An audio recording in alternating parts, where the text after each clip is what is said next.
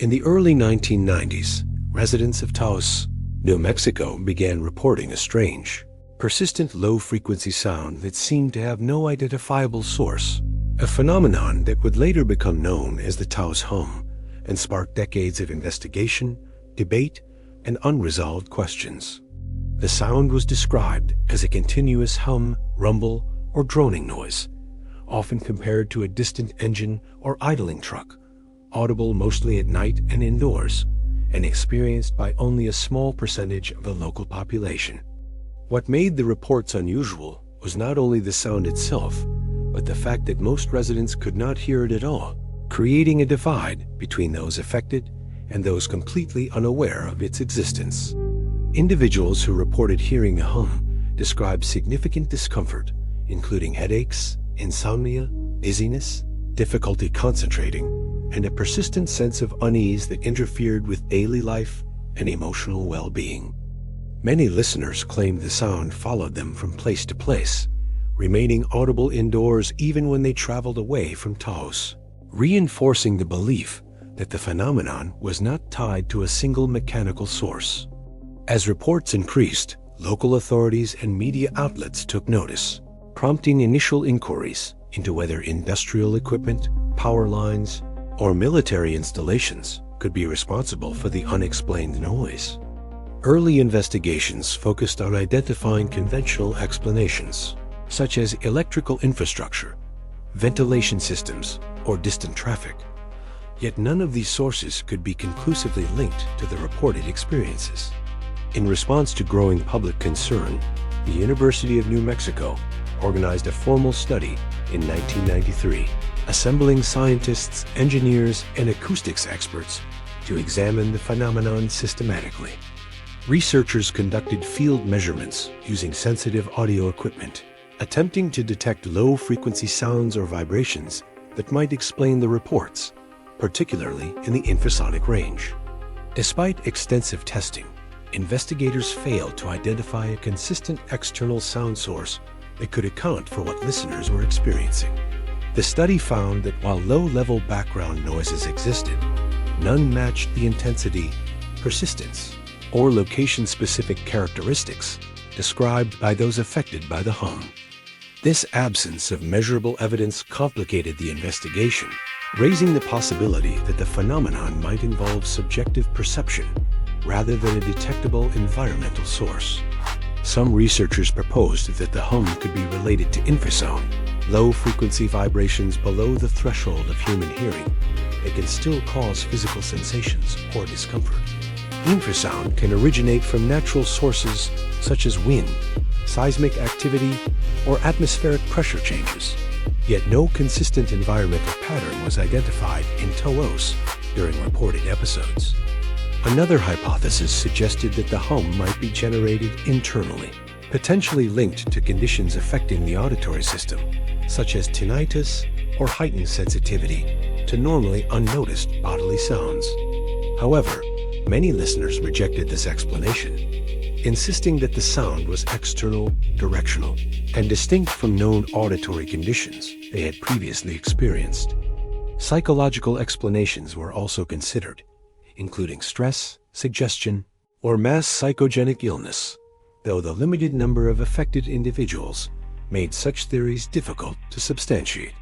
Unlike classic cases of mass hysteria, reports of the Taos Hum were sporadic, personal, and often accompanied by frustration rather than collective emotional reinforcement. The phenomenon's selectivity raised further questions, as affected individuals came from varied backgrounds, ages, and professions, with no clear demographic pattern. Some listeners attempted to record the sound using personal equipment, yet these efforts consistently failed to capture audio evidence matching their experiences. This inability to document the hum intensified skepticism among those who could not hear it, while deepening distress among those who could. Over time, similar reports emerged from other locations around the world, suggesting that the Taos Hum might be part of a broader, poorly understood phenomenon. Comparable low-frequency hums were reported in parts of Canada, the United Kingdom, and Australia, often sharing similar characteristics despite geographic separation. These global reports challenged explanations based solely on local infrastructure or regional environmental factors. Some scientists proposed that the hum could be related to modern technology, such as distant industrial operations or telecommunication systems, though no direct links were established. Military activity was also considered, given the presence of testing facilities in parts of New Mexico, but officials denied involvement and no corroborating evidence emerged. The persistence of the hum, combined with the lack of confirmation, created tension between subjective experience and empirical investigation. For those affected, the phenomenon was undeniably real, regardless of scientific uncertainty or skepticism. The Taos Hum began to represent a broader challenge in scientific inquiry: how to study phenomena that are experienced personally but resist objective measurement. As years passed, reports continued intermittently, suggesting the phenomenon had neither intensified nor disappeared entirely. Some listeners reported that the hum diminished over time, while others claimed it remained constant or returned unpredictably. This variability further complicated efforts to identify consistent triggers or environmental correlations. Researchers revisited earlier data with improved analytical tools, yet conclusions remained largely unchanged. The hum's elusive nature placed it at the intersection of acoustics, neurology, psychology, and environmental science. Each discipline offered partial explanations, none capable of fully accounting for all reported characteristics. The lack of resolution did not diminish interest, as the phenomenon continued to challenge assumptions about perception and reality. For skeptics, the Taos Hum remained unproven and anecdotal. For listeners, it remained an intrusive and unsettling presence. This divide highlighted the difficulty of validating experiences that cannot be reliably reproduced or measured.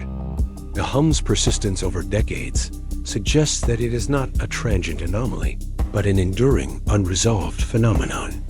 Whether caused by environmental factors, physiological mechanisms, or an interaction between the two remains unclear. The Taos Hum occupies a rare category of mystery, grounded in real reports yet lacking definitive explanation. Its study reveals the limits of current investigative tools when confronted with subjective phenomena. The absence of answers has not silenced the hum, either physically or metaphorically. Instead, it continues to resonate as a reminder that not all experiences fit neatly within existing scientific frameworks. As scientific interest continued, researchers attempted to isolate environmental variables that might contribute to the Taos Hum, examining factors such as atmospheric pressure, seismic activity, electromagnetic fields, and industrial noise propagation across long distances. Despite these efforts, no consistent correlation emerged between reported experiences and measurable environmental conditions, leaving investigators without a reliable external trigger to explain the phenomenon. Some studies explored the possibility that the hum resulted from a combination of low-frequency sound and individual auditory sensitivity, where only certain people could perceive specific vibrations under particular conditions. This explanation suggested that the phenomenon might exist objectively, yet remain undetectable to most individuals and conventional recording equipment. Critics argued that if such a sound were truly present, it should be measurable at least intermittently, especially given advances in acoustic monitoring technology. The failure to detect a signal reinforced alternative theories focused on neurological or physiological mechanisms within the human auditory system. Conditions such as low-frequency tinnitus were proposed, though many listeners rejected this explanation, stating the hum behaved differently from known auditory disorders. Unlike tinnitus, the hum was often described as directional, spatially localized, and influenced by external surroundings rather than constant internal noise. Psychological explanations were revisited, including stress-induced perception and heightened sensory awareness, yet these theories struggled to explain consistent similarities across unrelated cases. Importantly, The Taos Hum did not follow patterns typical of mass suggestion, as reports were not clustered in time or driven by collective events. Many individuals reported experiencing the hum before learning that others had similar experiences, reducing the likelihood of expectation or suggestion as primary causes.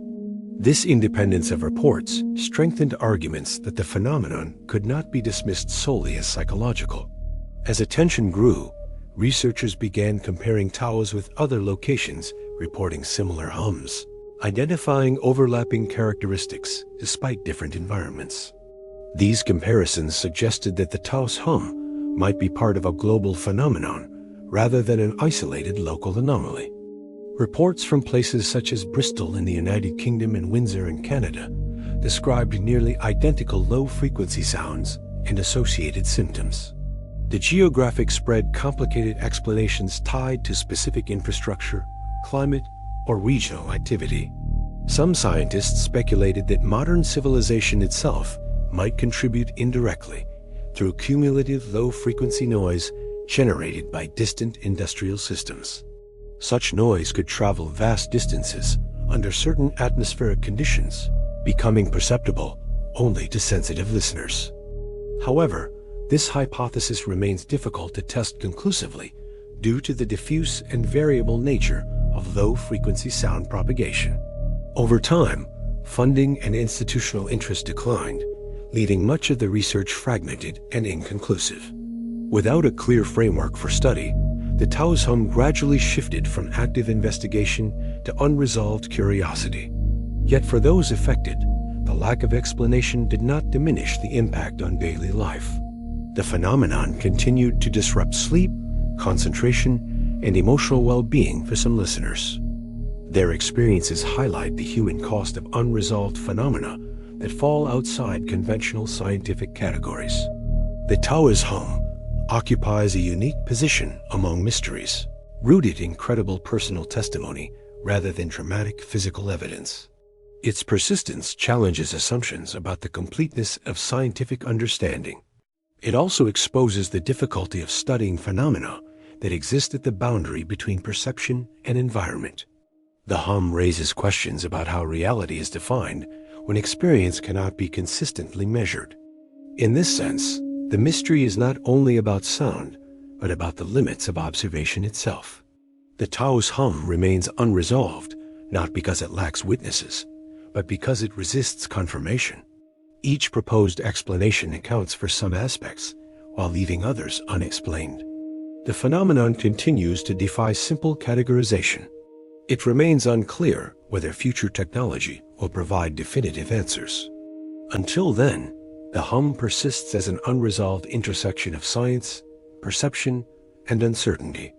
Its existence reminds researchers that absence of evidence is not always evidence of absence.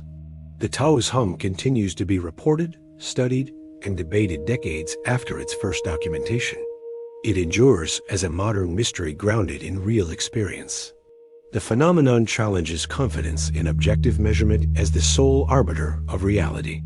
For those who hear it, the hum remains undeniable. For those who do not, it remains unproven. This divide defines the mystery itself. The Taos Hum occupies a space where certainty collapses. It resists closure and explanation. The sound remains unheard by many, yet unforgettable to some. The facts are real. The explanation is up to you.